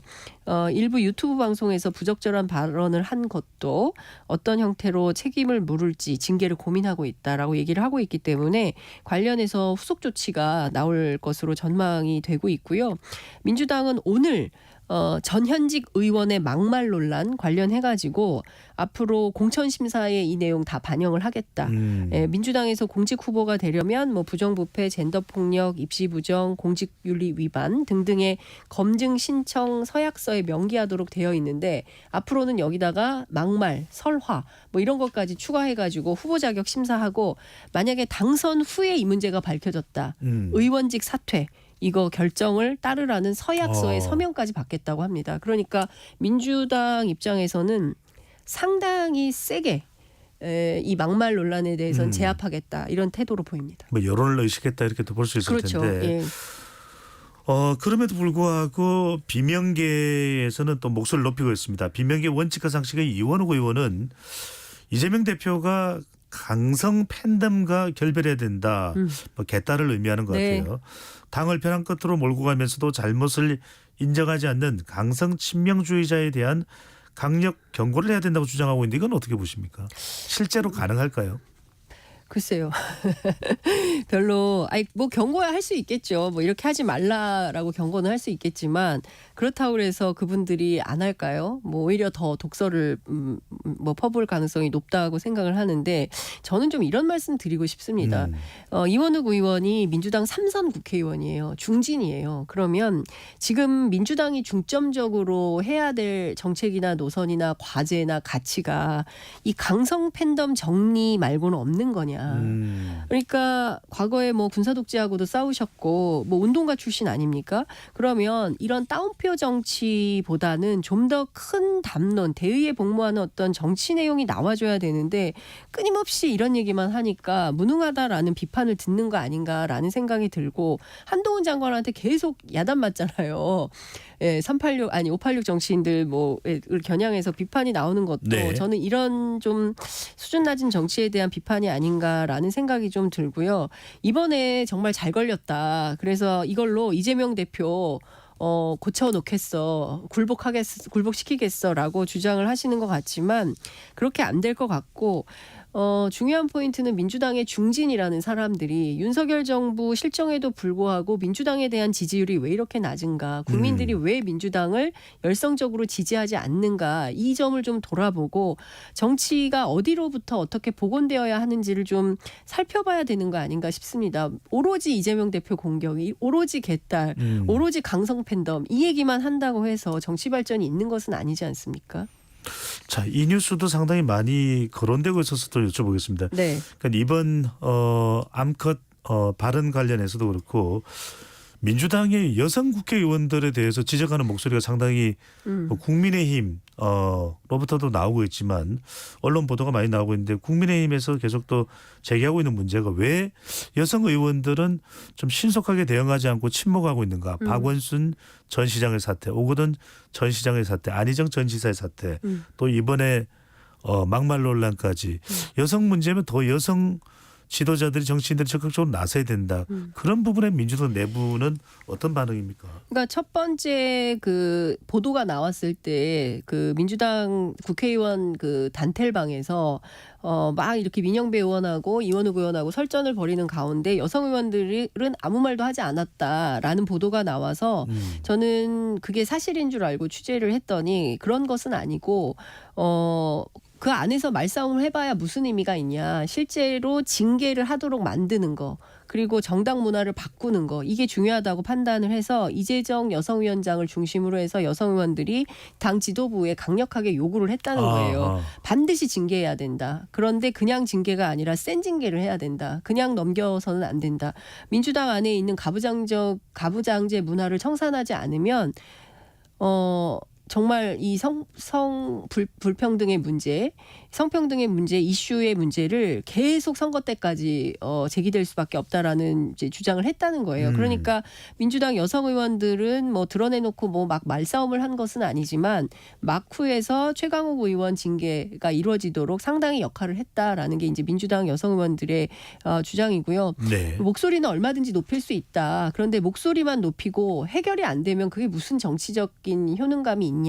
뒤에서 이런 역할을 했다고 민주당 의원들은 얘기를 하고 있습니다. 네. 자, 아까 우리가 한입뉴스에서 다루긴 했습니다만 네. 또 장 기자께서 취재한 내용이 있었을 테니까요. 여당인 국민의힘에서도 또 젖소 발언이 나와서 큰 논란이 되고 있습니다. 이건 또 무슨 이야기입니까?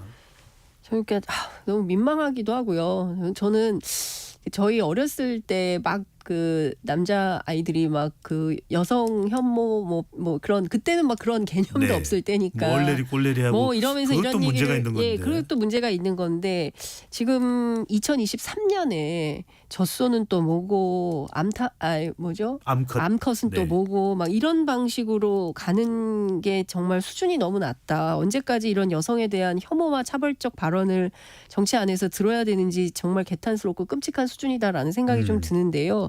앞서 설명하셨지만 간단하게 설명드리면 이제 손수조 대표가 그 동두천 출마 예정하고 있거든요. 그래서 지역을 돌고 있는데 이 지역에 과거에 그 수해망원 정치인 있잖아요. 재선의 국민의힘 김성원 의원. 네. 이 김성원 의원 지역구가 동두천이거든요. 그러니까 여기 소속 비서관이 SNS에서 뭐라고 그랬냐면 요즘처럼 뭐 개나 소나 지역을 잘 안다고 가로하고 여기 젖소네라고 쓴 거예요.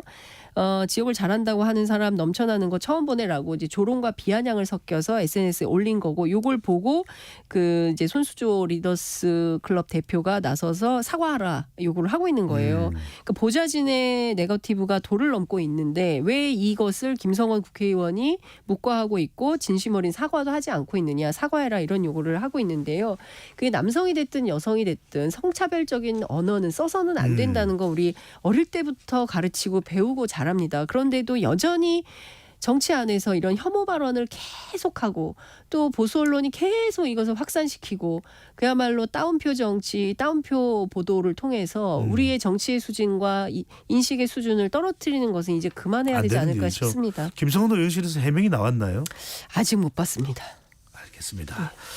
자, 국민의힘으로 가봅니다. 네. 자, 김기현 대표 체제 관련해서 네. 상당 공방이 이 국민의힘 의총장에서 있었다는 이야기가 나오는데 실제 분위기가 어땠을지 상당히 김기현 대표가 좀 결단을 내려야 된다. 불출마나 험지 출마를 밝혀야 된다는 이야기가 나오는데 우리 지명직 최고위원회 김석기 의원인가요? 네. TK 경찰 출신을 네. 또 임명한 것을 가지고 설왕설래가 오고 가고 있는데 자, 이 이야기와 함께 이 과연 지금 혁신이 뭐 해체 이야기까지도 거론될 정도입니다. 혁신위원 몇 명이 더 이상 못하겠다 뭐 그런 이야기까지 진행되고 있는데 네. 인유한 위원장이 내놓을 강력한 무기는 뭐가 될까요? 그러니까 김기현 대표의 결단이 있을까? 인유한 위원장이 그렇다면 그네들 마지막 무기는 뭘까 궁금해집니다.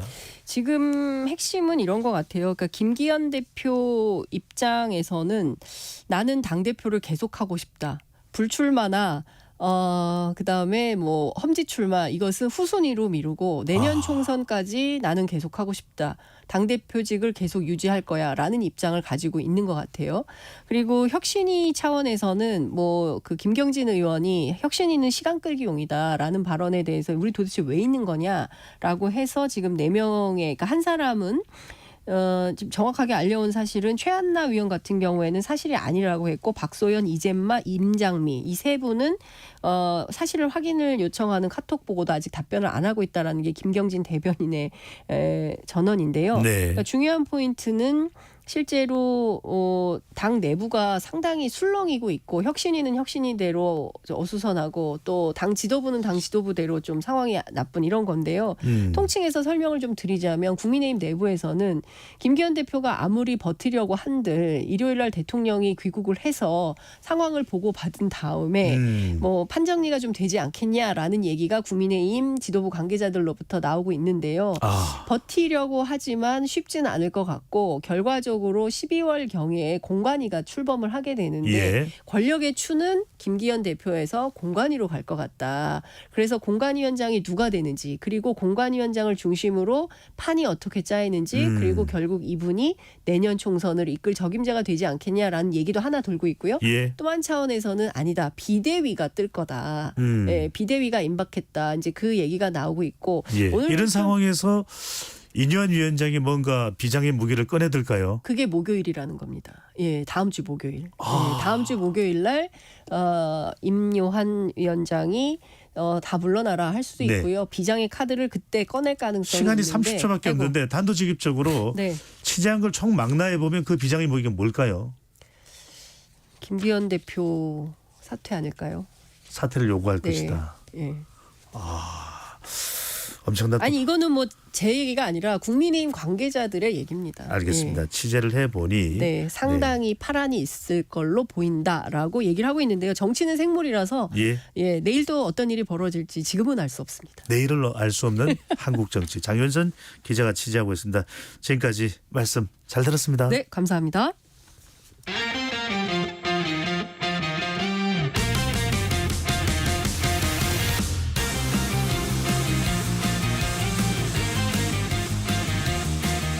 한 주간의 스포츠 소식 이분과 함께하면 됩니다. KBS 스포츠국 정현호 PD와 함께합니다. 어서 오십시오. 네, 안녕하십니까. 네, 요즘 뭐 중계로나 뭐 또 소식을 또 분석하고 전하는 일로 많이 바쁘시죠? 예. 요즘에 이제 한창 뭐 국가대표 경기들도 많고 네. 또 이제 뭐 배구 농구가 시작했고 프로야구는 또 이제 오프 스토브 리그에 들어갔고 바쁜 일들이 좀 많이 있습니다. 네, 축구 소식부터 살펴보겠습니다. 지난 화요일에 지금 클린스만 감독이 이제 득이만만합니다. 맞습니다. 계속 이기고 있으니까요. 네네. 그것도 뭐 차원이 다른 레벨이 다르다라는 평가까지 우리 국가대표팀이 받고 있는데 네. 자 3대 0으로 승리를 했습니다. 이모저모 좀 비하인드 이야기까지 숨겨진 뒷이야기까지도 해주신다면요. 네, 우선은 이제 3대 0으로 승리를 했고 이를 통해서 중국과의 역대 전적 이 이제 2승 13무 2패로 굉장히 압도적인 우위를 여전히 점하게 됐습니다. 공안증이 계속 유지되네요. 공안증 하니까 생각나는데 저희 그 막내 PD 후배들은 공안증이라는 단어를 모르더라고요.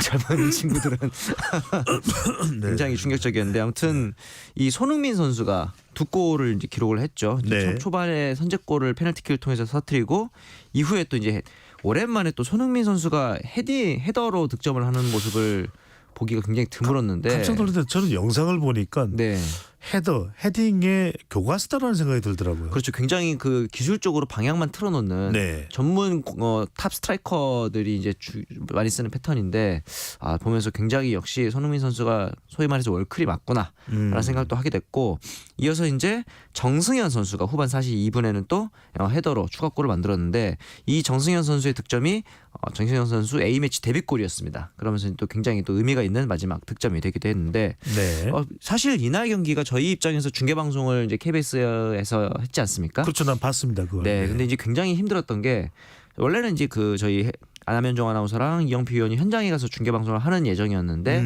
중국 현지에서 중계 방송의 어떤 그 기술적인 부분이라든가 이런 것들을 전혀 알려주질 않아가지고 이게 화요일 경기였는데 금요일까지 답장이 오질 않았어요. 네. 그래서 이제 기다리다가 결국 금요일 한 5시 6시쯤 돼서 최종 안 가는 걸로 결론을 좀 바꿔야 되는 상황이었고 그 이외에도 이제 현지에서 뭐 비자 문제, 취재 비자 문제도 있고 이래가지고 참 저희 입장에서는 이거를 코디네이션하는데 굉장히 어려움이 많았던 이번 중계이기도 했습니다.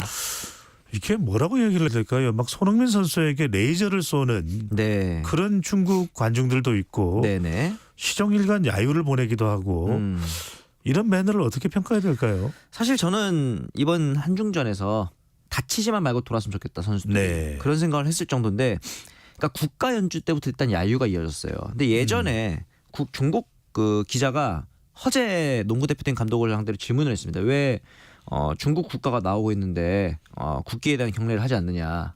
그래서 이제 허재 감독이 그 유명한 명언을 날리지 않습니까? 뭔 소리야 말 같지도 않은 소리를 하면서 그런 약간의 그 비속어까지 섞어가면서 화를 냈었는데 지금 허재 감독 톤으로 이야기를 안 하셔서 그렇지 상당히 그때 굉장히 강경한 불화통을 터뜨렸습니다. 근데 막상 중국 관중들은 우리나라 국가가 나오고 있는데 야유를 보내는 뭐 경례는 언감생심이고 그런 부분도 있었고 거기다가 손흥민 선수 첫 득점을 이제 페널티킥으로 기록을 했는데 이때 눈에다 레이저로 쏜단 말이에요.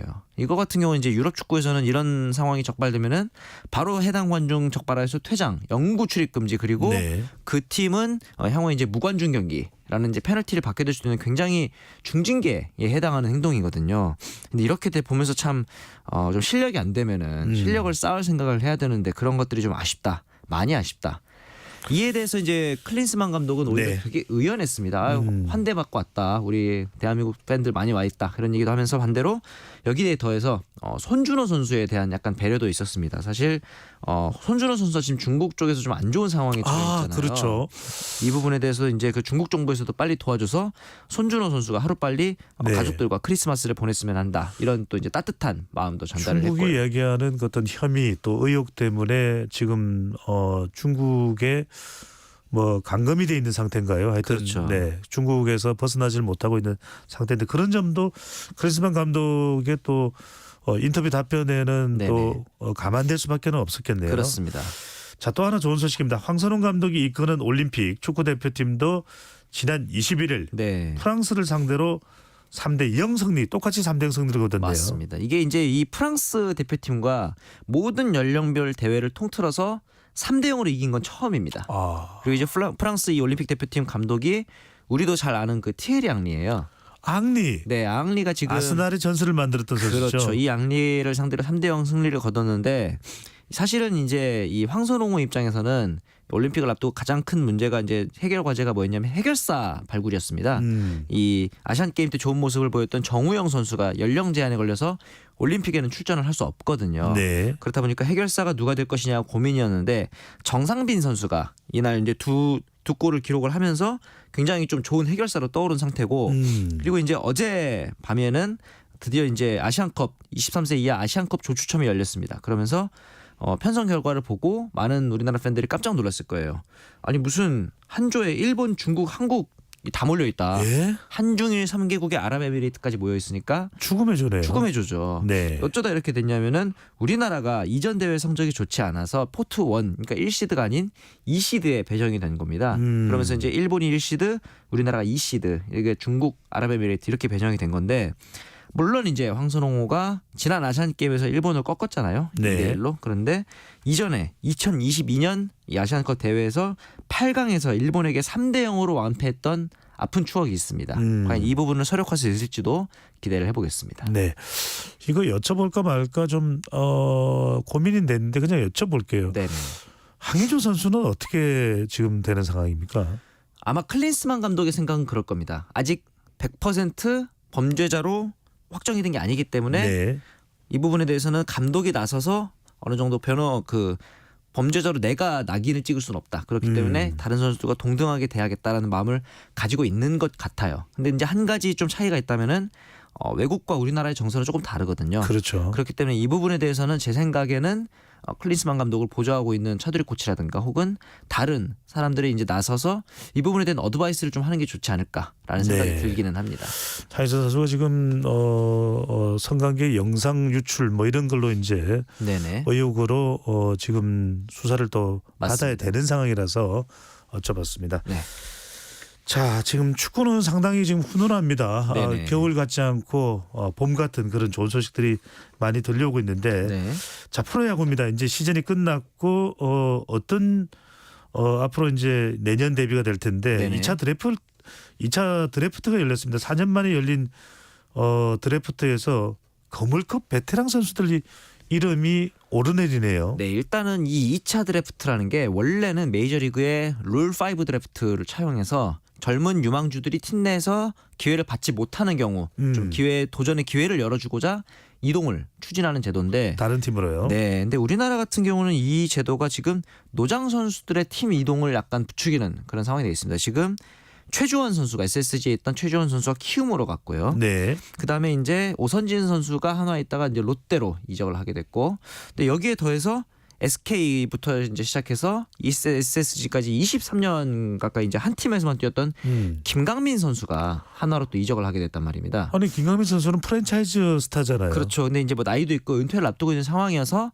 보호 명단에 들지 않았겠지만 네. 이렇게 보면서 이제 그런 얘기를 했습니다. 원래 유망주들을 위한 제도인데 보호받지 못하는 노장들이 여기저기 떠돌아다닐 수밖에 없게 만드는 제도 아닌가. 그래서 일정 연령의 이상의 선수들에 대해서는 어떻게 보면 좀 자동 보호가 필요한 게 아닌가 이런 얘기들도 좀 있기도 하고요. 네. 물론 이제 지명한 한화 입장에서는 당연히 김강민 선수가 좋은 선수고 팀에 필요하니까 지명을 한 거고 어떻게 보면은 선수로서 예우를 한 거죠. 그렇기 때문에 한화를 비난하는 것은 조금 맞지 않는 것 같고 네. 사실은 이제 이런 선수를 붙잡지 못하고 사전에 충분히 교감하지 않았다고 생각되는 SSG 프런트 행보가 조금 아쉽다는 의견이 많이 나오고 있습니다. 네, 우리 또 야구 팬들은 김강민 선수의 또 노장 투혼이 어떻게 새 팀에서 발휘될지 이것도 좀 기대가 그렇죠. 되네요. 네. 다음 시즌에서요. 맞습니다. 자, 우승팀 LG에 또 관심이 모아질 수밖에 없는데 네. 자, 바로 LG의 마무리를 맡고 있는 고우석 선수입니다. 네. 고우석 선수가 메이저리그 진출 시동을 걸었다는 소식이 들리네요. 맞습니다. 이제 LG 측에서 고우석 선수의 포스팅을 허가를 하기로 했습니다. 그러면서 이제 근데 100% 허가는 아니고요. 중요한 건 포스팅 금액입니다. 어느 정도 금액을 보장받고 가느냐. 쉽게 말해서 금이환영 할 수 있게 이제 좋은 의미로 진출하는 건 보내주겠지만 너무 헐값에 예를 들어 뭐 몇백만 원, 몇천만 원을 이정하려면은 LG 입장에서는 보내줄 이유가 없는 거죠. 그렇죠. 그렇기 때문에 이 계약 규모가 어느 정도 되느냐가 관건일 것 같습니다. 네. 자, 고우석 선수 그러면은 워낙 구위가 좋았고 뭐 네네. 조금 한국 시리즈에서 약간 주춤한 모습이 보이긴 했지만 그래도 끝내 자기 기량을 또 발휘를 해줬고요. 네.